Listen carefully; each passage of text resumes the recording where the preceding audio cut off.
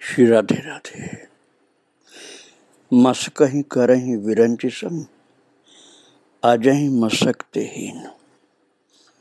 अर्थ अस समर्थ रघुनायक, रामहि भजहि प्रवीण। प्रवीण अर्थात जो समझदार व्यक्ति हैं, अच्छी बुद्धि जिनकी है, ऐसे समझदार व्यक्ति भगवान श्री राम का भजन करते हैं, भगवान की ही भक्ति करते हैं, दूसरे की नहीं। राम ही भजन, केवल राम का भजन करते हैं। कौन समझदार व्यक्ति? जो इस बात को जानते हैं कि मसकहि करहि विरंचि सम, अजहि मसकतेहीन। कि मच्छर को भगवान ब्रह्मा के बराबर बना देते हैं, और ब्रह्मा को भी जब चाहते हैं तो महाराज मच्छर से भी नीचा बना देते हैं। एक मच्छर को ब्रह्मा बना देना या ब्रह्मा के बराबर बना देना, और ब्रह्मा को मच्छर से भी नीचा बना देना, ऐसी सामर्थ्य प्रभु में, भगवान में है। इसलिए भगवान का ही भजन करना बुद्धिमान लोग अपना कर्तव्य मानते हैं।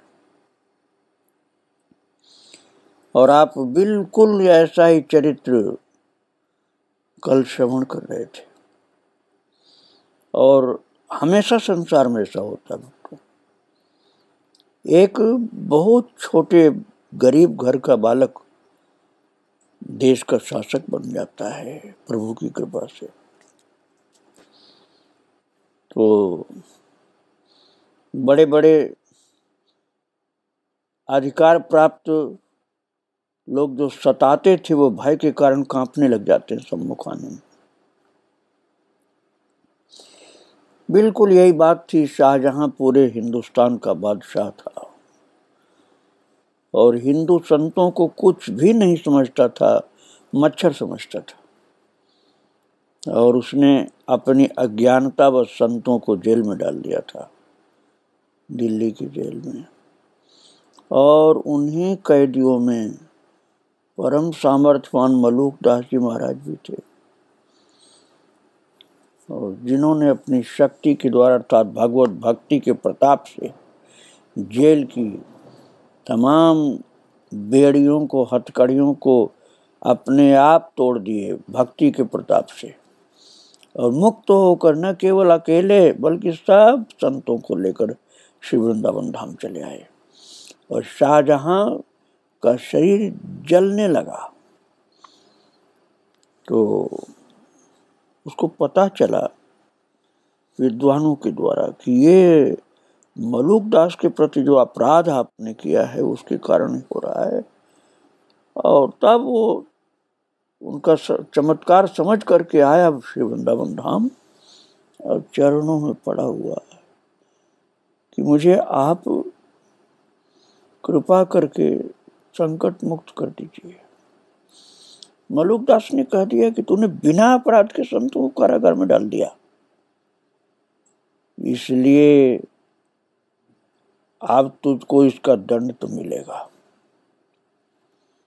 मलूक दास ने कहा, तू बिना अपराध के संतों को कारागार में डाला है, इसका फल ये होगा कि तेरे यहाँ एक ऐसा बेटा पैदा होगा जो तुझे जेल में डाल देगा, और वहीं तेरी मौत होगी। पहले तो शाहजहां घबरा गया इस श्राप को सुनकर, फिर मन में संतोष किया कि चलो कोई बात नहीं, अब तक मेरे कोई बेटा नहीं है, कम से कम बेटा तो हो जाएगा इस श्राप के कारण। फिर चरणों में पड़ा हुआ विनती कर रहा है, हुजूर मुझे माफी मिले। अब तक अपने को हुजूर सबसे कहलवाता था। देखो ठाकुर जी ने ब्रह्मा को मच्छर बना दिया, अब वो मच्छर की तरह से पड़ा हुआ चरणों में। और अब वो जिनसे हुजूर अपने को कहलवाता था, उन्हीं को खुद हुजूर कह रहा है कि हुजूर मुझे माफी मिले।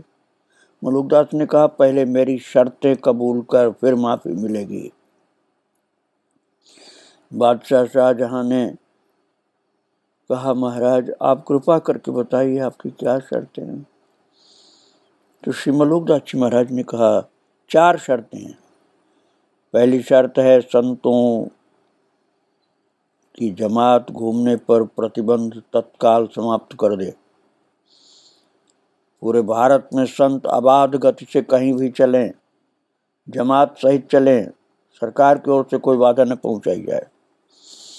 दूसरी शर्त है गो हत्या पर पूर्ण प्रतिबंध फिर से लागू कर दिया जाए। जो अकबर के काल में था वही फिर से चालू कर दो। गोहत्या पर पूर्ण प्रतिबंध। तीसरा जजिया कर फिर से जो लग गया है, चालू हो गया है, वो फिर से बंद कर दिया जाए। और चौथा बलपूर्वक धर्मांतरण न किया जाए। इन शर्तों को कबूल किया बादशाह तुरंत ठीक हो गया। जो सारा शरीर जला जा रहा था वो उस जलने के संकट से मुक्त हो गया। और फिर हाथ जोड़ करके महाराज मलुकदास जी से विनती किया, कृपा करके आप कुछ मुझसे मांगिए, मेरी सेवा स्वीकार करिए। महाराज जी ने कहा, मेरी फकीरी के आगे तेरी बादशाहियत धूर है, मैं तुझसे क्या मांगू। मेरे पास तो भगवान श्री राम का खजाना है। जब मेरे परमात्मा का खजाना मेरे साथ है तो मैं तुझ दरिद्र से क्या मांगू। अरे मोदी सब संसार है साहिब राजा राम, जा पर चिट्ठी उतरे सोई खर्चे दाम। मेरे प्रभु तो सब बादशाहों के बादशाह हैं, तो अब मैं क्या किसी से मांगूंगा। और उन्होंने कहा मलुकदास जी ने कि सबसे बड़े दाता भगवान श्री राम हैं, तू क्या देगा मुझे। और साफ बोल दिया मलुकदास जी महाराज ने शाहजहां से कि मुझे तुझसे कुछ नहीं चाहिए। मेरे राम जी की कृपा से मुझे हर चीज पर्याप्त रूप से प्राप्त है, कोई अभाव नहीं मुझको। और जीवन में अधूरापन समाप्त होकर पूर्णता आ चुकी है, और यही सच्ची बादशाहियत है। तेरे पास बहुत कुछ होने पर भी पूर्णता नहीं है, हमेशा चाहता और कुछ मिले और कुछ मिले। और हमारे पास तो चाह गई चिंता मिटी, मनुआ बेपरवाह, जाकू कछु न चाहिए सोई शहंशाह। महाराज मलुकदास का उपदेश सुनकर के बादशाह बहुत प्रभावित हुआ और प्रार्थना किया, आपको तो कुछ नहीं चाहिए, लेकिन राम करके कुछ भेंट ठाकुर सेवा संत सेवा के लिए मुझे अनुमति दे दीजिए। मैं भी अपने जीवन को सफल बना लूं ठाकुर सेवा संत सेवा करके। बड़े बड़े अत्याचारियों की बुद्धि संतों की भक्ति के प्रताप से ठीक हो जाती थी, आज भी होती है, लेकिन आज वो सब दुष्टता वाला जमाना नहीं है कि शासन की ओर से संतों को बहुत कष्ट दिया जाए।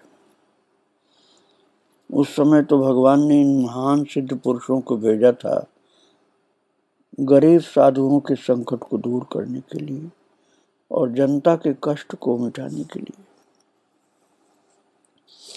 शाहजहां फिर चरणों में पढ़ करके विनती करके अनुमति प्राप्ति की सेवा के लिए, और फिर बोले मलुकदास जी, जो भगवान की भावपूर्वक सेवा करे उसके लिए मैं मना नहीं करता हूँ, लेकिन मुझे कोई आवश्यकता नहीं है।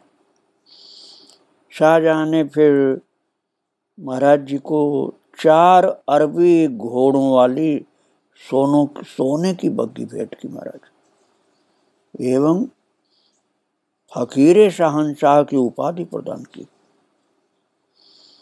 और ठाकुर सीताराम जी की सेवा के निमित्त कई गांवों की जागीर कई गांव की जागीर प्रदान कर दी। वृंदावन में बहुत विस्तृत भूखंड प्रदान किया। प्राचीन दस्तावेजों से आज भी प्रमाणित होता है कि मलुकदास जी महाराज के लिए बहुत बहुत ज़्यादा जमीन दिया था उसने। मलुकदास जी के वृंदावन निवास काल की कई महत्वपूर्ण घटनाएं भी थी भक्तों, जिनको संत लोग याद करते थे। संतों से ऐसा पता चलता है कि जब मलुकदास जी के ठाकुर के आगे भोग धराया जाता था, तब आश्रम की 2 बुर्जों, एक केसी घाट के निकट एवं दूसरी पानी घाट के निकट, जो कि सन 1924 की बाढ़ में नष्ट हो चुकी है। केसी घाट के निकट की बुर्ज तो अभी भी है, लेकिन पानी घाट के निकट की जो बुर्ज थी, सन 1924 की भयंकर यमुना जी की बाढ़ में वो समाप्त हो गई। वहाँ नगाड़ा रखा जाता था। एक नगाड़ा रखा जाता था केसी घाट पर, एक पानी घाट पर, और दोनों नगाड़ा बहुत जोर जोर से बजाए जाते थे, इसलिए कि जहाँ तक आवाज जाए वहाँ तक के मनुष्य मात्र भोजन प्रसाद प्राप्त करें आकर। भक्तों, उस जमाने में कल कारखाने और गाड़ी मोटर तो थे नहीं, इसलिए शोरगुल नहीं कहीं होती थी, तो नगाड़ा की आवाज बहुत दूर दूर के गांवों तक जाती थी और प्रसाद ग्रहण करने के लिए, भोजन की प्राप्त करने के लिए जनता चल पड़ती थी। इस प्रकार सूर्यास्त के पहले तक जो कोई आ जाता उसे भरपूर प्रसाद पवा करके तृप्त किया जाता था। और पीठ के जीर्णोद्धार काल में खुदाई से प्राप्त 50 भट्ठियां एवं कड़ाहों के मोटे मोटे टुकड़े इस जनश्रुति को प्रमाणित भी करते हैं। भक्तों, ऐसा सुना जाता है कि रसोई में जल सेवा करने वाले 500 सेवक थे और मलुकदास जी महाराज की चरण पादुका, समाधि, ये सब विराजमान है।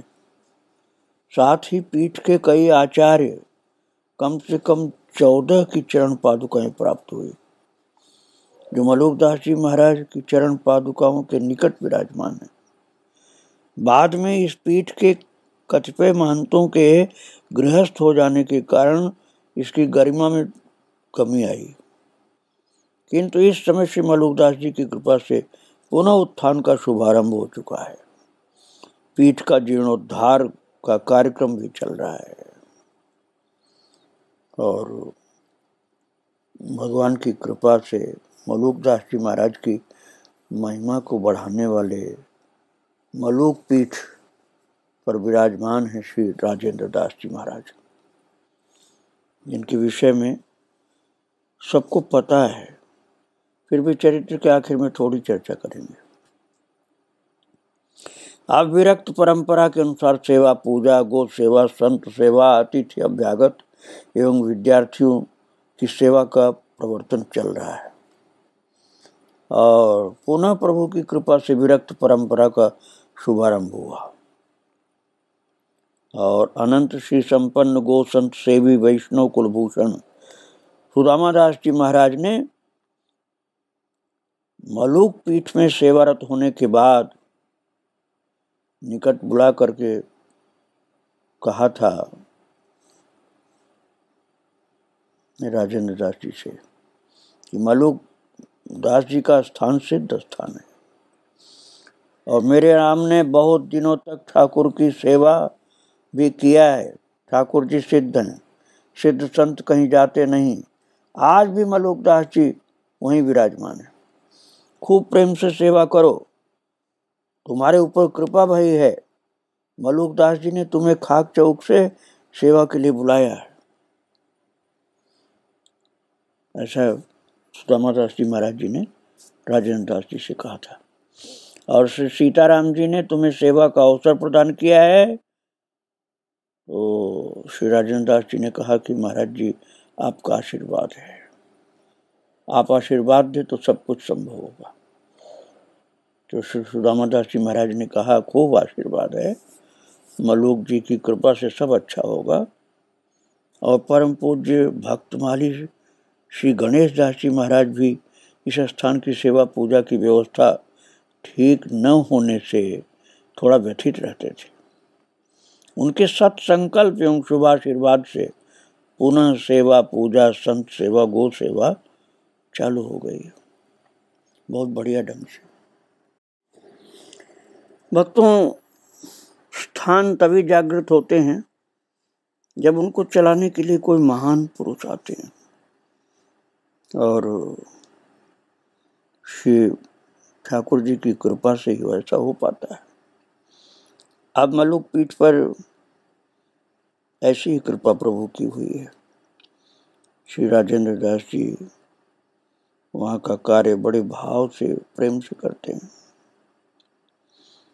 उनके गुरु ने भी आशीर्वाद दिया, दीक्षा गुरु ने भी आशीर्वाद दिया, सुदामा दास जी ने भी आशीर्वाद दिया। सब लोगों का, संतों का आशीर्वाद और भगवान की कृपा से ये सेवा कार्य वो कर रहे हैं। वृंदावन निवास काल की भी मलूक दास जी की कई महत्वपूर्ण घटनाएं हैं। भक्तों, संतों से सुना जाता है कि एक बार हरिद्वार में महाकुंभ पर्व जो चल रहा था, तो किसी संत ने प्रार्थना की, महाराज जी क्या आप कुंभ स्नान करने नहीं जाएंगे?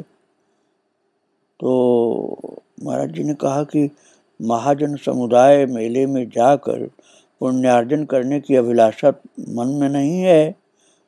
मैं अपने में ही पूर्ण संतुष्ट हूँ एवं संतुष्ट हूँ, पूर्ण हूँ, संतुष्ट हूँ।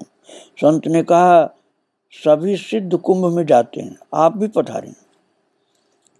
तो भगवान आपको इतना महान संत बनाए हैं, तो आपका आशीर्वाद संतों को मिलना चाहिए। तो मलूक दास जी महाराज मुस्कुराए एवं विशाल शिलाखंड पर विराजमान थे। महाराज बताते हैं कि वो शिला अब भी है।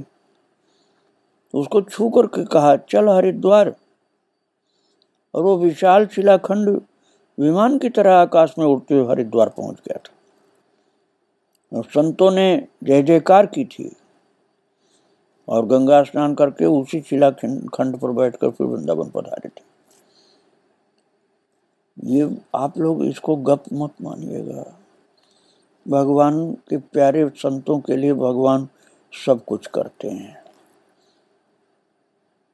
आपने ज्ञानेश्वर जी महाराज का तो चरित्र सुना ही है पहले, कि दीवाल भी चल पड़ी थी आकाश में उड़ती हुई। तो जिस विशेष भागवत प्रेमी संत के ऊपर प्रभु की कृपा होती है, उनके लिए कुछ असंभव नहीं होता। और मलूक दास जी के ऊपर तो ऐसी विशेष कृपा थी ही भक्तों, इसलिए उनके लिए कुछ भी असंभव नहीं था।